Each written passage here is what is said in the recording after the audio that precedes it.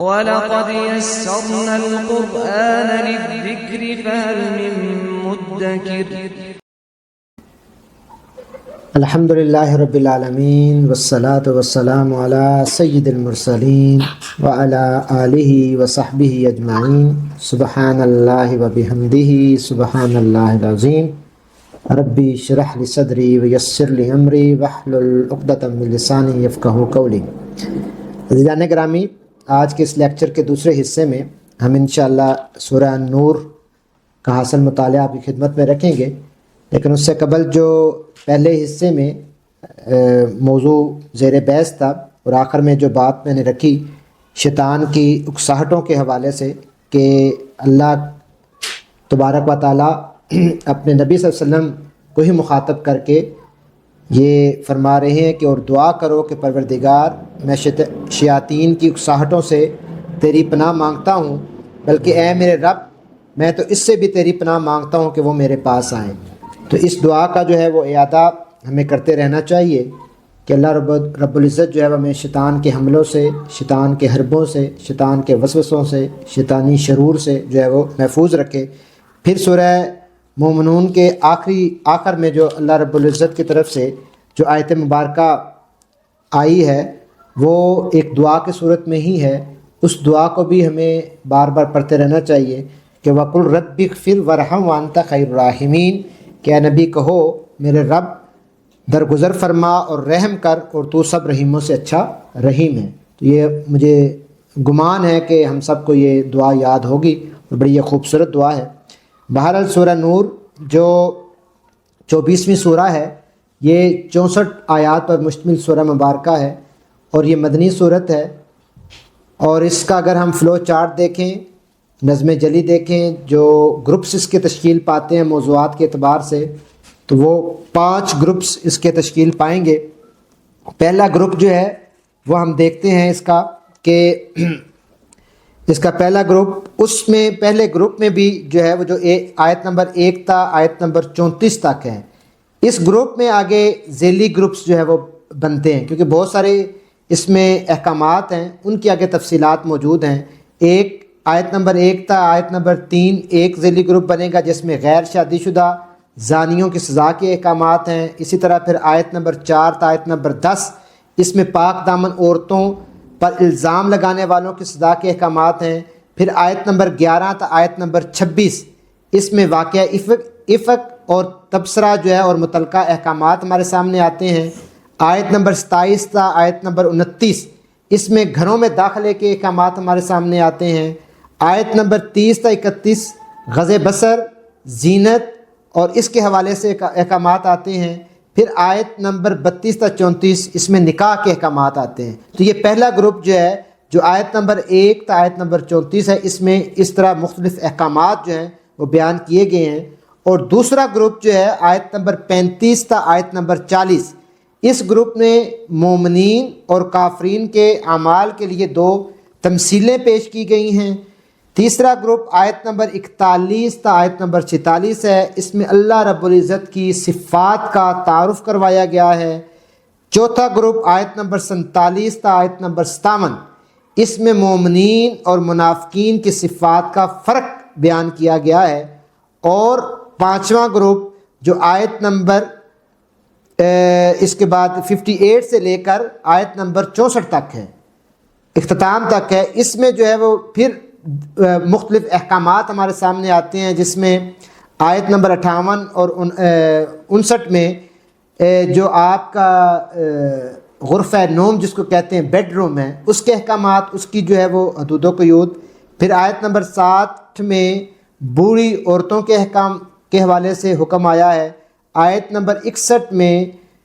طعام، اسلام اور گھروں میں داخلے کے احکامات آئے ہیں۔ آیت نمبر 62 اور 64 میں نظم جماعت کے جو ہے وہ احکامات آئے ہیں۔ تو یوں یہ اس سورہ مبارکہ میں ہم دیکھتے ہیں کہ کفر و نفاق کو چھوڑ کر اسلام کے آئلی،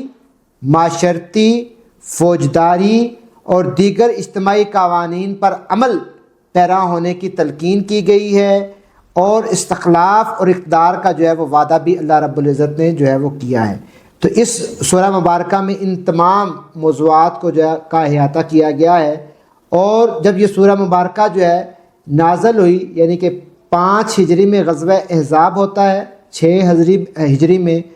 غزوہ مسلک ہوتا ہے، اور اس کیفیت میں جو ہے مسلمان جو ہے وہ باہمی طور پر اپنے آپ کو جو ہے وہ ایک مضبوط بھائی چارگی میں اس بندھن میں باندھ رہے تھے۔ یہ ادارہ مضبوط ہو رہا تھا، اسلامی معاشرہ مضبوط ہو رہا تھا، اور مخالفین جو تھے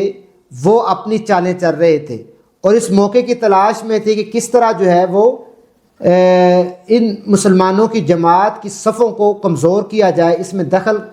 اندازی کی جائے اور انتشار پھیلایا جائے، اور اس معاشرے کو، اس خوبصورت معاشرے کو جو سیسا پلائی ہوئی دیوار کی طرح ہے، ایک خاندان کی طرح ہے، اس میں دراڑ ڈالی جائے۔ یہ پوری کیفیت اس وقت چل رہی تھی، اور جاہلانہ رسوم بھی جو ہے وہ ہمارے سامنے آتی ہیں کہ اس وقت معاشرہ جو ہے وہ ان جاہلانہ رسوم کی لپیٹ میں تھا، تو ان جاہلانہ رسوم کا خاتمہ بھی مطلوب تھا۔ تو اس سے قبل جو ہے وہ جو منہ بولے بیٹے کے حوالے سے احکامات ہیں وہ بھی آتے ہیں، کس طرح نبی کریم صلی اللہ علیہ وسلم نے حضرت زید کی جو متعلقہ بیوی ہیں ان کے ساتھ جو ہے وہ نکاح کیا ہے، یعنی کہ اپنی پھوپھی زاد کے ساتھ۔ تو اس جاہلانہ رسم کو جو منہ بولے بیٹے کے حوالے سے تو اس کو بھی توڑا گیا۔ تو اس طرح اور دیگر جو ہے واقعات ہمارے سامنے، یہ پورا منظرنامہ ہے۔ اور اس سورہ مبارکہ میں جو ہے بنیادی طور پر جس طرح مرکزی مضمون کی میں نے بات کی ہے کہ بے حیائی اور فحاشی کو روکنے اور معاشرے کو جو ہے وہ پاکیزہ بنانے کے لیے ہدایات، کس طرح اس معاشرے کو، اس اجتماعیت کو، اس خوبصورت تمدنی حالات کو جو ہے وہ آپ کس طرح بہتر انداز میں استوار کر سکتے ہیں، تو اس کے لیے ہدایات اور احکامات جو ہیں وہ اس سورہ مبارکہ میں دیے گئے ہیں۔ اور ایک بڑا اہم واقعہ جو واقعہ افک کے نام سے مشہور ہے، اس میں جو حضرت عائشہ رضی اللہ تعالیٰ عنہ کے اوپر الزام تراشی کی گئی اور ایک بڑا کبھی الزام ان پر لگایا گیا، تو اس سورہ مبارکہ میں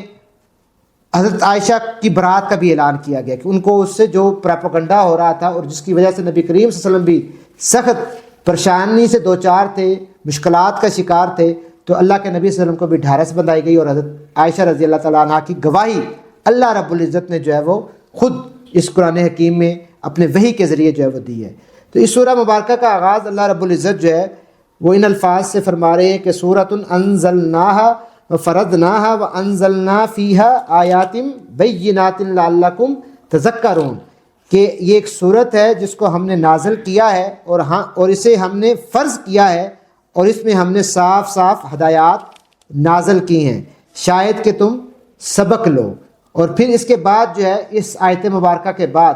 اگلی ہی آیت میں وہ احکامات شروع ہو جاتے ہیں جن کا میں نے ذکر کیا ہے کہ پہلی 35 آیات میں مختلف احکامات آئے ہیں۔ تو اس کے بعد اس سورہ مبارکہ میں ہم دیکھتے ہیں کہ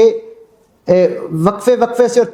تواتر کے ساتھ 19 معاشرتی احکامات جو ہیں وہ آئے ہیں، 19۔ ان میں جو ہے وہ ان احکامات کے درمیان آیت نمبر 11 میں جو ہے وہ حضرت عائشہ کی برات کے حوالے سے آیت مبارکہ آتی ہے، لیکن باقی شروع میں اور بعد میں جو ہے وہ معاشرتی احکامات کا ایک پورا سلسلہ جو ہے وہ ہمارے سامنے آتا ہے۔ اس میں پہلا جو معاشرتی حکم دیا گیا ہے وہ یہ ہے کہ زنا کو جرم قرار دیا گیا ہے۔ پہلی بات جو آیت نمبر 2 میں ہی بیان کی جا رہی ہے، الزانیۃ والزانی فجلدوا کل واحد منہما مئۃ جلدہ، کہ زانی عورت ہو یا زانی مرد، دونوں کو 100 کوڑے مارنے کا اللہ رب العزت حکم دے رہا ہے۔ زانی مرد ہو یا عورت، اس میں کوئی تمیز نہیں ہے، دونوں کے لیے ایک ہی سزا ہے۔ اور حدیث پاک بھی آتا ہے کہ جو شادی شدہ مرد ہوگا یا عورت ہوگی وہ زنا کرے گا تو اس کی سزا جو ہے وہ سنسار کرنا ہے، اس کی 100 کوڑے مارنا نہیں ہے، بلکہ اس کی سزا جو ہے اگر شادی شدہ مرد اور عورت یہ زنا کے مرتکب ٹھہریں گے تو یہ بہت بڑا جو ہے وہ بڑی سزا ہے۔ تو اس حوالے سے حکم آیا ہے۔ پھر دوسرا حکم جو ہے وہ بدکار مرد اور عورت سے نکاح کرنے کے حوالے سے ممانعت آئی ہے کہ بدکار مرد اور عورت کے ساتھ جو ہے وہ تمہیں اگر پتہ ہے کہ یہ بدکار عورت ہے یا عورت کو پتہ ہے کہ یہ بدکار مرد ہے تو پھر تم اس سے رشتہ ازدواج میں نہ بندھو، اس سے اجتناب برتو۔ ایک اور سورہ مبارکہ میں کہ صالح مردوں کے لیے جو ہے وہ صالح عورتیں ہیں اور صالح عورتوں کے لیے صالح مرد ہیں۔ تو بہرحال یہ چیز ہے کہ اگر پہلے سے پتہ ہو، علم ہو، تو پھر اس چیز سے اجتناب برتنے کا حکم ہے۔ تیسری بات جو ہے، تیسرا حکم، قذف کی سزا مقرر کی گئی۔ جو قذف کی سزا جو ہے، قذف کیا ہے جی؟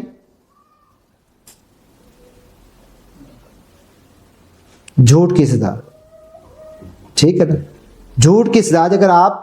جھوٹی بات کرتے ہیں، جھوٹی جو ہے وہ گواہی، جھوٹی بات کرتے ہیں، جھوٹی گواہی دیتے ہیں، تو اس کی سزا جو ہے وہ یہاں پر دی گئی، مقرر کی ہے۔ تیسری جو سزا یہاں پر آتی ہے، پھر جو ہے سزا آتی ہے کہ جو لوگ، یعنی کہ جھوٹی گواہی، تہمت، قذف، جھوٹی بات، جھوٹی گواہی دینا، جو پاک دامن عورتوں پر تہمت لگائیں، اگر آپ 4 گواہ نہ لے کے آ سکیں، 4 گواہ جو ہے وہ پیش نہ کر سکیں، تو ان کو 80 کوڑے مارنے کی سزا دی گئی ہے، اور ان کی شہادت کو جو ہے وہ کبھی قبول نہ کیا جائے، وہ فاسق ہیں۔ یعنی کہ یہ جو جھوٹی گواہی دے، تہمت لگائیں اور بغیر گواہوں کے، بغیر ثبوت کے ایک پاک دامن عورت کے اوپر جو ہے وہ الزام تراشی کریں، تو ان کی کیا سزا ہے؟ 80 کوڑے مارنا۔ پھر جو ہے وہ اللہ رب العزت نے لعان کا جو ہے وہ قاعدہ مقرر کیا ہے۔ لعان کیا ہے؟ کہ جو لوگ اپنی بیویوں پر بدکاری کی تہمت لگائیں اور خود اپنے سوا ان کے پاس کوئی گواہ نہ ہو، تو ہر ایک کی شہادت یہ ہے کہ پہلے 4 بار خدا کی قسم کھائے کہ بے شک میں اپنے الزام میں سچا ہوں، اور 5ویں بار یہ کہے کہ اگر میں جھوٹا ہوں تو مجھ پر خدا کی لعنت۔ اگر وہ گواہ نہ پیش کر سکے اور اس نے تہمت لگائی اپنی بیوی پہ اوپر، تو پھر 4 بار جو قسم کھانے کے بعد 5ویں دفعہ یہ قسم کھائے کہ مجھ پر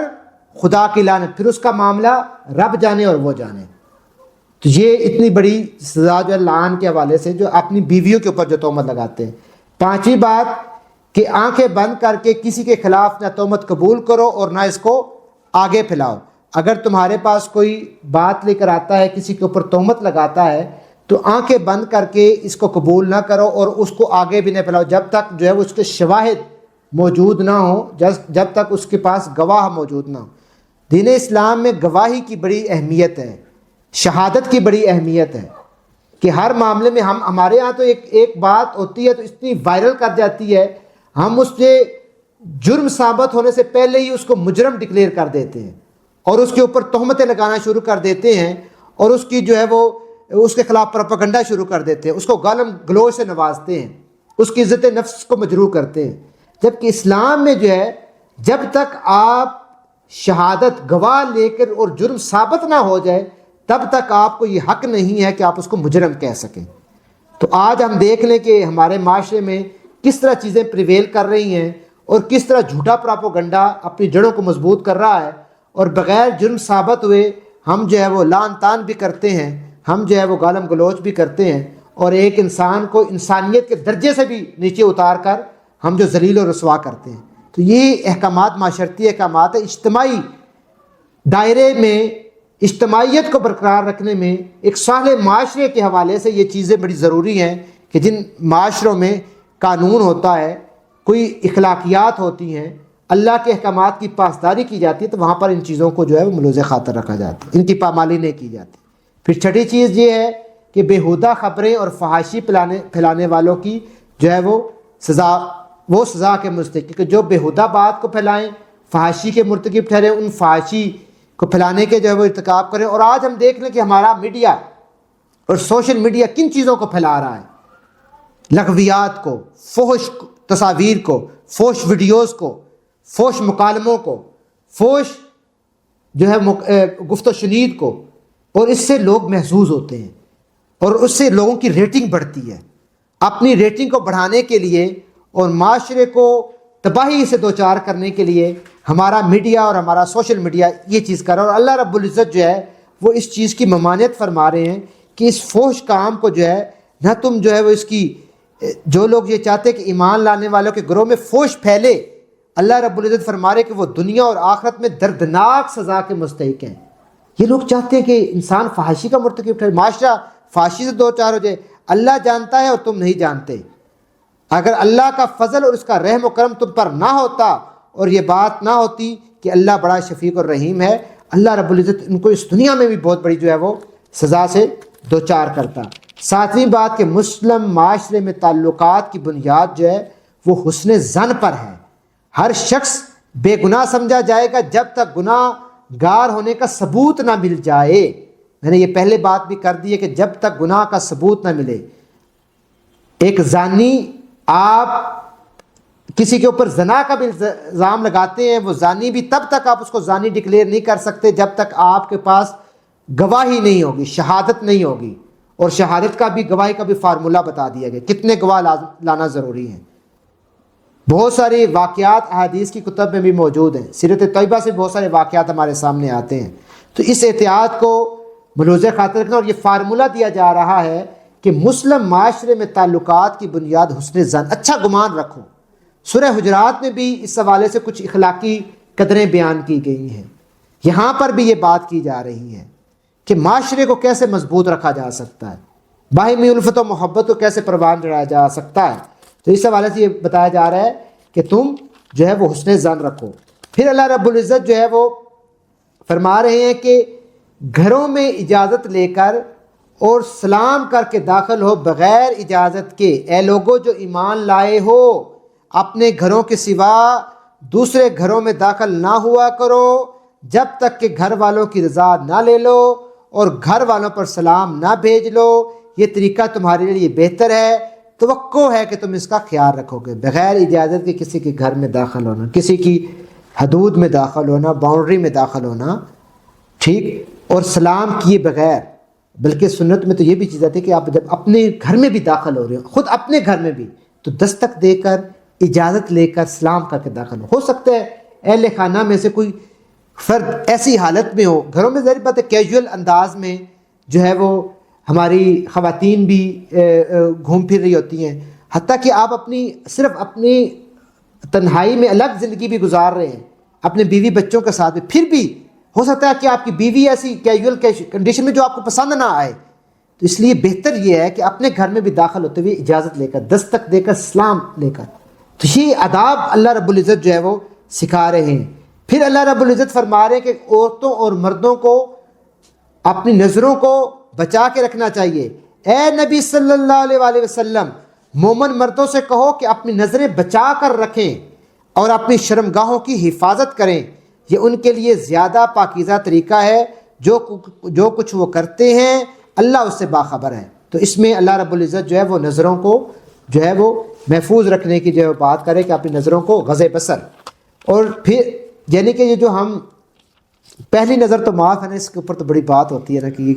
پہلی نظر اچانک جو پڑ جاتی ہے، بغیر ارادے کے پڑ جاتی ہے، تو اس کے بعد دوسری نظر جو ہے نا وہ ڈالنا جو ہے وہ مناسب نہیں ہے۔ لیکن اس پہ پھر جو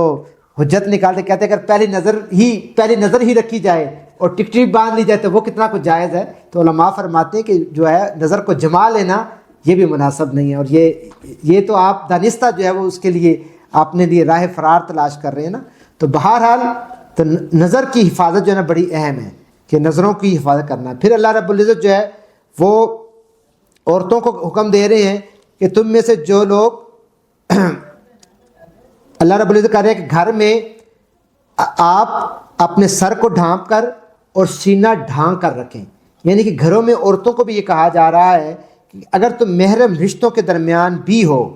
جو بھی ہے، تب بھی جو ہے تم اپنے سر کو اور سینوں کو جو ہے وہ ڈھانپ کر رکھو، اور اس طرح آزاد خیال ہو کر جو ہے وہ نہ پھرو۔ اور عورتوں کو حکم دیا جا رہا ہے کہ محرم رشتہ داروں اور نوکروں کے علاوہ کسی کے سامنے بن سنور کر جو ہے وہ اپنی زینت کو جو ہے وہ نمایاں نہ کریں۔ اے نبی صلی اللہ علیہ وسلم، مومن عورتوں سے کہہ دو کہ اپنی نظریں بچا کر رکھیں اور اپنی شرمگاہوں کی حفاظت کریں اور اپنا بناؤ شگار نہ دکھائیں بجز اس کے جو خود ظاہر ہو جائے، اور اپنے سینوں پر اور اپنی اوڑھنیوں کے آنچل ڈالے رکھیں، وہ اپنا بناؤ شگار نہ ظاہر کریں مگر ان لوگوں کے سامنے شوہر، باپ، شوہروں کے باپ، اپنے بیٹے، شوہروں کے بیٹے، بھائی، بھائیوں کے بیٹے، بہنوں کے بیٹے، اپنے میل جول کی عورتیں، اپنے لونڈی غلام اور وہ زیر دست مرد جو کسی اور قسم کی غرض نہ رکھتے ہوں، اور وہ بچے جو عورتوں کی پوشیدہ باتوں سے بھی واقف نہ ہوں، وہ اپنے پاؤں زمین پر مارتی ہوئی نہ چلا کریں اور اپنی جو زینت ان کو چھپا کر رکھیں، اس کا لوگوں کو جو ہے وہ علم نہ ہو، اپنی زینت کو نمایاں جو ہے وہ نہ کریں۔ تو یہ اللہ رب العزت جو ہے وہ عورتوں کو جو ہے وہ حکم دے رہے ہیں کہ اپنی بناؤ سگار اور اس طرح کر کے نہ ہو۔ پھر جو ہے وہ 13واں حکم، معاشرے میں بن بیاہے بیٹھے رہنے کو جو ہے وہ پسند نہیں کیا گیا، کہ جو اس چیز پر تفاخر برتتے ہیں یا کہتے ہیں میں نے شادی کرنی نہیں، مجھے شادی کی ضرورت ہی نہیں ہے، تو بن بیاہے مردوں یا عورتوں ان کو پسند جو ہے وہ نہیں کیا گیا، اور اس حوالے سے تلقین کی گئی ہے کہ وہ ان کو شادی رشتہ ازدواج میں منسلک ہونا چاہیے، اور اگر وہ خود نہیں ہے تو پھر معاشرے کو، ارد گرد کے دوست احباب کو اور جاننے والوں کو کوشش کرنی چاہیے کہ اس کو رشتہ ازدواج میں اس کا ایمان مکمل کیا جائے۔ تو یہ جو چیز ہے بڑی ضروری ہے، اس سے آپ کا ایمان جو ہے محفوظ ہوتا ہے۔ اللہ رب العزت نے ایک جائز طریقہ دیا ہے، حلال طریقہ دیا ہے، اور اس سے آپ کو جو ہے وہ ایک حصار میں باندھا ہے، آپ کو محفوظ کیا ہے۔ اس لیے معاشرے میں جو بن بیاہے نوجوان لڑکے یا لڑکیوں کی تعداد نہیں ہونی چاہیے، زیادہ نہیں، کم سے کم ہونی چاہیے۔ پھر جو ہے وہ لونڈیوں سے غلط کام کروانے اور ان کو پیشہ وار انداز میں ان کو ڈیل کرنے کو ممنوع قرار دیا گیا ہے، بلکہ ان کا احترام کرنے، ان سے غلط کام نہ کروانے، یعنی کہ ان کو غلط کاریوں کے لیے استعمال کیا جائے۔ وہ تو آپ کے غلام ہیں، آپ کی لونڈیاں ہیں، تو ان کو جو ہے وہ آپ غلط کاموں کے لیے استعمال کریں اور مادی مفادات کے لیے استعمال کریں تو یہ جائز نہیں ہے، اور بلکہ حکم یہ دیا جا رہا ہے کہ اگر تم سے بن پڑے تو ان کے ہم اثر جو ہے ان کے ساتھ ان کے نکاح کی کوئی سبیل کرو، لونڈیوں کے نکاح کی کوئی سبیل کرنی چاہیے، جن کے وہ زیر سرپرستی ہیں، جائز طریقے سے ان کو اس جو ہے وہ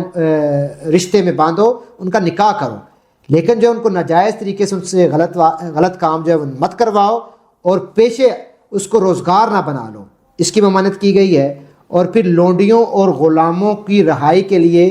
مالی مدد یعنی کہ مکاتبت کرنے کا کہا گیا، کہ ان کی جو ہے وہ ان کو افضل یہ ہے کہ ان کو رہا کراؤ، اور جو رہا کرواتا ہے تو اس کی فضیلت بیان کی گئی ہے۔ پھر 16واں حکم ہے کہ ملازموں اور نابالغ بچوں سے کہا گیا ہے کہ علیحدگی کی اوقات میں اجازت لے کر اپنے بڑوں کے کمرے میں جایا کریں، یعنی کہ بچوں کو بھی یہ بغیر اجازت کے اپنے ماں باپ کے کمرے میں، اور اس میں پھر آگے تفصیل آتی ہے کہ کن اوقات میں، وہ اوقات علیحدگی کی کون کون سے اوقات ہیں جو آرام کے وقت کے اوقات ہیں، رات کا پہر ہے، دوپہر کا کیلولے کا ٹائم ہے، جو اوقات آگے اس کی تفسیر، ان اوقات میں بچوں کو بھی یہ تربیت اسی جو ہے وہ نابالغ بچوں سے، جو بھی بالغ نہیں ان سے بھی کہا جا رہا ہے کہ ان کو اور ملازمتوں کو ان آرام کے اوقات میں جب خلوت کا وقت ہوتا ہے اس میں اپنے ماں باپ کے یا جو ہے آپ کے گھر کا اس کے کمرے میں جانے سے پرہیز برتا جائے۔ پھر 17واں حکم جو دیا جا رہا ہے کہ بری عورتوں کو رعایت دی گئی ہے کہ چاہیں تو وہ دوپٹہ اتار سکتی ہیں، لیکن پہنے رکھیں تو بہتر ہے، کیونکہ وہ اب ادھیر عمر ہو گئے ہیں، تو ان کو یہ جو ہے وہ اجازت دی گئی ہے۔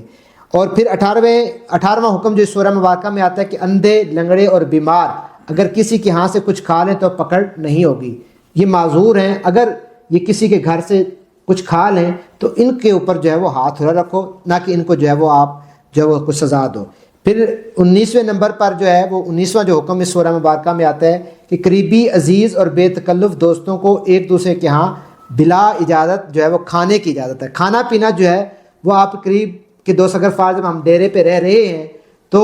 کوئی دوست آتا ہے اور بغیر اجازت فریج میں سے کوئی بنی بنائی چیز کھا لیتا ہے تو یہ بے تکلفی ہے۔ دوستوں کو، قریبی عزیزوں کو جو ہے وہ کھانے پینے کی چیزوں میں اس طرح جو ہے وہ اللہ رب العزت اجازت دے رہے ہیں۔ تو یہ آپ کے تعلقات کو، یہ ہدایات ہیں، یہ احکامات ہیں، یہ نصیحتیں ہیں جو باہمی تعلقات کو بھی مضبوط کرتی ہیں اور مجموعی طور پر جو ہے وہ آپ کو ایک پاکیزگی کی روش پر قائم کرتی ہیں اور حسن پیدا کرتی ہیں، آپ کے تعلقات میں حسن پیدا کرتی ہیں اور معاشرے کو پاکیزہ بناتی ہیں۔ تو ان کے حوالے سے اللہ رب العزت نے تفصیل کے ساتھ اس سورہ مبارکہ میں جو ہے وہ حکم دیا ہے۔ پھر آیت نمبر 35 میں اللہ رب العزت جو ہے وہ اپنے نور کا ذکر کر رہے ہیں کہ اللہ آسمانوں اور زمین کا نور ہے، کائنات میں اس کے نور کی مثال ایسی ہے جیسے ایک طاق میں چراغ رکھا ہوا ہو، چراغ ایک فانوس میں ہو، فانوس کا حال یہ ہو کہ جیسے موتی کی طرح چمکتا ہو، فانوس کا حال یہ ہو کہ جیسے موتی کی طرح چمکتا ہوا تارا، اور وہ چراغ زیتون کے ایک ایسے مبارک درخت کے تیل سے روشن کیا جاتا ہو جو نہ شرقی ہو نہ غربی ہو، جس کا تیل آپ ہی آپ بھڑکتا پھرتا ہو، چاہے آگ اس کو لگے یا نہ لگے، چاہے آگ اس کو نہ لگے۔ اس طرح روشنی پر روشنی بڑھنے کے تمام اسباب جمع ہو جائیں۔ اللہ اپنے نور کی طرف جس کو چاہتا ہے رہنمائی فرماتا ہے، اور وہ لوگوں کو مثالوں سے یہ بات سمجھانا چاہتا ہے، وہ ہر چیز سے خوب واقف ہے۔ اس کے نور کی طرف ہدایت پانے والے اور ان کے گھروں میں پائے جاتے ہیں جنہیں بلند کرنے کا اور جن میں اپنے نام کی یاد کا اللہ نے اذن دے رکھا ہے۔ ان میں سے ایسے لوگ صبح و شام اس کی تسبیح کرتے ہیں۔ تو اللہ رب العزت نے یہاں پر اپنے نور کا ذکر کیا ہے، اور نور جو ہے دراصل اللہ رب العزت کا نور جو ہے وہ جہالت سے نکال کر، تاریکی سے نکال کر، ظلمت سے نکال کر روشنی کی طرف جو ہے وہ لے جانے والا نور ہے، اور جس کی کوئی حد نہیں ہے۔ اور اس یہاں پر مثال ہمارے عام فہم کے لیے دی جا رہی ہے۔ اس نور کی کوئی یہ نہیں ہے کہ کوئی ایسی مقدار ہے اور اتنے کلومیٹر وہ سفر کرتا ہے اور اتنے کلومیٹر سفر کر کے وہ وہاں پہنچ جاتا ہے، یا جو عام دنیا کا یہ جو ہم روشنی، یہ اس سے مراد نہیں ہے۔ اللہ رب العزت ان چیزوں کا محتاج، لیکن ہمارے عام فہم کے لیے، ہمیں حقیقت سے قریب تر کرنے کے لیے، ہمیں تمثیل کے انداز میں اللہ رب العزت جو ہے وہ فرما رہے کہ کائنات کا نور، کائنات کی حقیقتوں کا علم اور راہ راست جو ہے وہ میرے پاس ہے، اس طرف میری طرف پلٹ کے آئیں گے، اور وہ علم ہے، وہ حقیقت ہے جو نہ ختم ہونے والی ہے، اور جس کی کوئی حد نہیں ہے، جس میں گہرائی موجود ہے۔ اس نور سے فیض حاصل کر سکو تو کرو، فیض حاصل کرو گے تو تم جہالت کی تاریکی سے نکل پاؤ گے، تم ضلالت اور گمراہی سے نکل پاؤ گے۔ اگر اس سے فیض حاصل نہیں کرو گے تو یوں ہی ضلالت اور گمراہی تمہارا مقدر ٹھہرے گی، اور اسی میں تم بھٹکتے رہو گے۔ اور نور، اللہ کے نور پر یقین رکھنے والے پھر تین گروہوں پر جو رکھتے اور نہیں رکھتے، اس میں تین گروہ تشکیل پا جائیں گے۔ ایک وہ گروہ ہے جو اپنے دل کو اللہ کی معرفت کے نور سے منور کر لے، یعنی کہ اللہ کا معرفت حاصل کر لے۔ اللہ کی بھی یہ بات پہنچی نور علی نور کہ ان کو فوراً قبول کر لیا اللہ کی معرفت، اس نور نے اللہ کی معرفت دے دی۔ دوسرے وہ ہیں جو اس پر ایمان نہیں لاتے، یعنی کہ دکھاوے کا عمل کرتے ہیں اور حقیقتاً انہوں نے اس نور کو جو ہے وہ ایکسیپٹ نہیں کیا ہوا۔ تو وہ پھر کیا ہوتا ہے، ان کی مثال دی جا رہی ہے کہ والذین کفروا اعلم اعمالهم کسراب، سراب سے مثال دی جا رہی ہے کہ جس طرح ہم دیکھتے ہیں صحرا میں بھی دور سے آپ دیکھیں گے تو آپ کو نظر آئے گا جیسے پانی ہے، یا آپ شدید گرمی میں آپ دیکھتے ہیں کہ آپ کو سڑک میں لگتا ہے کہ یہ شاید تھوڑے فاصلے کے بعد پانی ہے، لیکن حقیقت میں وہ پانی نہیں ہوتا۔ آپ چلے جاتے ہیں، جب قریب پہنچتے تو وہ مزید آگے چلا جاتا ہے۔ تو جو عمل جو دل سے ایمان نہیں لاتے، ان کی مثال یہاں پر کسراب کی سی دی گئی ہے۔ وہ سراب کی طرح ہے، وہ اس پانی کو پہنچ نہیں پائیں گے، وہ بھٹکتے چلے جائیں گے، وہ آگے طرف چلا جائے گا۔ لیکن جو اس نور سے دل پر ایمان لے کے آتے ہیں، مزین کرتے ہیں، تو وہ پھر اللہ کی معرفت کو پہنچ جاتے ہیں۔ اور کچھ ایسے ہیں کہ جن کا جو دل سے ایمان بھی نہیں لے کے آتے اور عمل بھی نہیں کرتے۔ تو یہ تینوں طرح کے جو ہے وہ رویے اور کردار ہمارے سامنے آتے ہیں۔ تو اس لیے پھر اللہ رب العزت نے مزید اس میں وضاحت کی ہے، تجارت کی بات کی کہ اللہ کے نور سے ہدایت پانے والوں کی جو ہے تجارت وہ اللہ کے ساتھ ہے، یعنی کہ وہ اللہ کی یاد سے اپنے دل کو مزین کرتے ہیں، نماز ادا کرتے ہیں، زکوٰۃ سے وہ غافل نہیں ہوتے۔ تو جو اللہ کے نور سے مزین ہو جاتے ہیں تو پھر نہ وہ اللہ کی یاد سے غافل ہوتے ہیں، نہ نماز سے غفلت برتتے ہیں، نہ زکوٰۃ سے غفلت برتتے ہیں، بلکہ وہ ڈرتے رہتے ہیں، اور ڈرتے اس نوعیت میں رہتے کہیں ہم صراط مستقیم سے ہٹ نہ جائیں، کہیں یہ رحمت ہم سے چھین نہ جائے۔ یہ ان کی مثال جو ہے وہ دی جا رہی ہے۔ پھر اللہ رب العزت جو ہے وہ آیت نمبر 40 میں جو بات فرما رہے ہیں، اللہ تعالیٰ فرما رہے ہیں کہ پھر اس کی مثال ایسی ہے جیسے ایک گہرے سمندر میں اندھیرا کہ اوپر ایک موج چھائی ہوئی ہے، اس پر ایک اور موج ہے، اور اس کے اوپر بادل تاریکی پر تاریکی مسلط کیے ہوئے ہے۔ آدمی اپنا ہاتھ نکالے تو اسے بھی نہ دیکھنے پائے، جسے اللہ نور نہ بخشے اس کے لیے پھر کوئی نور نہیں ہے۔ یعنی کہ وہ جہالتوں میں گم ہے، وہ اس کے اوپر وہ اندھیرا ہی اندھیرا چھایا ہوا ہے، اس کو کوئی سجھائی نہیں دے رہا، وہ اپنا ہاتھ نکالتا ہے تو اپنا ہاتھ بھی دیکھ نہیں پاتا، کیونکہ وہ اپنے راہ راست سے ہٹ چکا ہے، وہ اس نور کو وہ حاصل نہیں کر پاتا۔ وہ چاہے دنیاوی اعتبار سے جتنی بھی علوم اس کے پاس آ گئے ہیں، جتنے بھی علوم و فنون سے اس نے استفادہ حاصل کر لیا ہے، لیکن دراصل حقیقتاً وہ جو ہے وہ اندھیرے میں ہے، وہ روشنی میں نہیں ہے، وہ بھٹک رہا ہے، روشنی کی ایک کرن بھی اس تک نہیں پہنچ پائے گی، کیونکہ وہ تو دراصل چاہے تو دنیا میں اس نے ایٹم بم بنا لیے ہیں، تیز رفتار طیارے بنا لیے ہیں، چاند تک پہنچ گیا ہے، بڑی بڑی توانائیاں اور بڑے بڑے علوم جو ہے نا معاشیات کا علم اس نے حاصل کر لیا ہے، قانون اور فلسفے گھڑ لیے ہیں، یہ ساری چیزیں ہیں، لیکن حقیقی طور پر وہ لا علم ہے،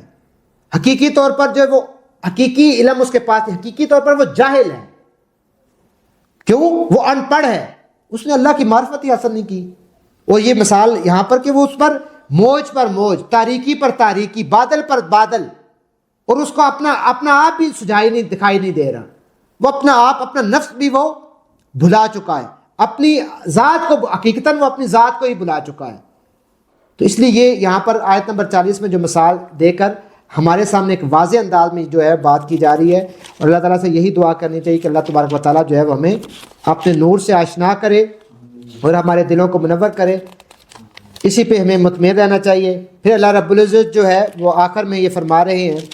کہ مومن تو اصل میں وہی ہے جو اللہ اور اس کے رسول کو دل سے مانے، جو اللہ اور اس کے رسول کو دل سے مانے، اور جب کسی اجتماعی کام کے موقع پر رسول اللہ صلی اللہ علیہ وسلم کے ساتھ ہو تو اسے اجازت لیے بغیر نہ جائے۔ نبی کریم صلی اللہ علیہ وسلم کی توقیر اور احترام بتایا جا رہا ہے، اور ہر اس فرد کا احترام بتایا جا رہا ہے کہ جو اجتماعیت کا ذمہ دار ہو، یعنی کہ جو آپ کا قائد اور آپ کو ڈیل کر رہا ہو، لیڈرشپ کر رہا ہو، کہ جب کسی اجتماعی کام کے موقع پر رسول اللہ صلی اللہ علیہ وسلم کے ساتھ ہوں تو اسے اجازت لیے بغیر نہ جائیں، اللہ کے نبی صلی اللہ علیہ وسلم کی اجازت کے بغیر ادھر ادھر نہ کھسکیں۔ اور دوسری بات کیا کی جا رہی ہے کہ اے نبی صلی اللہ علیہ وسلم، جو لوگ تم سے اجازت مانگتے ہیں وہی اللہ اور اس کے رسول کے ماننے والے ہیں، جو اس حکم کی پاسداری کرتے ہیں کہ میں نے اجازت لے کر جو ہے وہ رخصت لینی ہے، اجازت کے بغیر رخصت نہ لی جائے اپنی اجتماعیت کی، اپنے امیر کی، تو یہ مناسب نہیں ہے، رخصت جو ہے وہ لینی چاہیے، اور جو رخصت لیتے ہیں وہی جو ہے وہ تمہارے ماننے والے۔ پس جب وہ اپنے کسی کام سے اجازت مانگے، اگر کوئی تمہارے پاس آتا ہے، تم سے اجازت مانگتا ہے، رخصت مانگتا ہے، تو جسے تم چاہو اسے اجازت دے دو، اس کے معاملات کو دیکھ کے، اس کی ضروریات کو دیکھ کے اس کو رخصت دے دو، اور ایسے لوگوں کے حق میں اللہ سے دعائے مغفرت کیا کرو۔ یہ بڑی پیاری بات کی جا رہی ہے کہ رخصت بھی دو لیکن ان کے حق میں دعائے مغفرت کرو۔ کیوں؟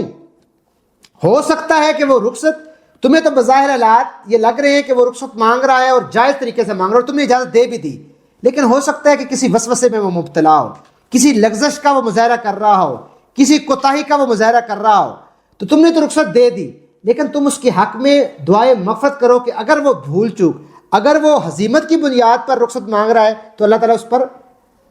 رحم کرے، اس کو معاف کر دے، اس کو رجوع کرنے کی توفیق عطا فرمائے، اس کو عزیمت کے ہی راستے پر کاربند رکھے، عزیمت کا ہی کام کرنے کی توفیق دے، ہزیمت کی، پسپائی کی،